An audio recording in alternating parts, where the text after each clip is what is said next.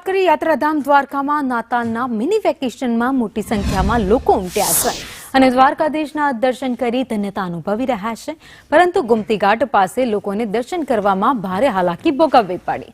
ગુમતી ઘાટ પાસે આવેલ સુદામા સેતુ બ્રિજ છેલ્લા કેટલાય સમયથી બંધ હોવાથી સામે કાંઠે મંદિરે દર્શનાર્થે જવા માટે લોકો જોખમી રીતે બાળકો સાથે નદી પાર કરી રહ્યા છે।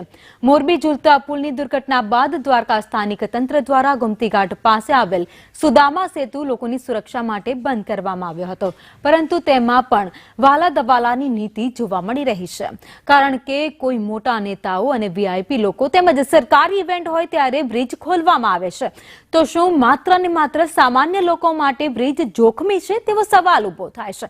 તંત્રની બેવડી નીતિથી સ્થાનિક લોકોમાં ભારે રોષ પણ જોવા મળી રહ્યો છે। જો કોઈ મોટી દુર્ઘટના બનશે તો જવાબદાર કોણ તેવા સવાલ પણ ઉભા થાય છે। જો કે દ્વારકા આવતા લોકો સુદામા સેતુ બ્રિજ જલ્દી ખોલવામાં આવે તેવી આશા વ્યક્ત કરી રહ્યા છે। ભગવાનના દર્શન માટે અમે આવ્યા હતા।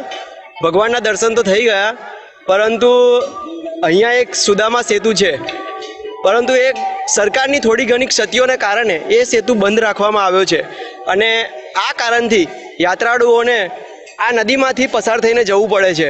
ચલો અમારે તો છોકરાઓ નથી, પરંતુ ઘણા બધાને નાના છોકરાઓ છે, પથ્થર વાગે છે, છોકરાઓ પડે છે। આ સરકારે થોડું ધ્યાન આપવું જોઈએ અને સરકારને આ સેતુને જલ્દીથી જલ્દી ચાલુ કરવાના પ્રયાસો કરવા જોઈએ।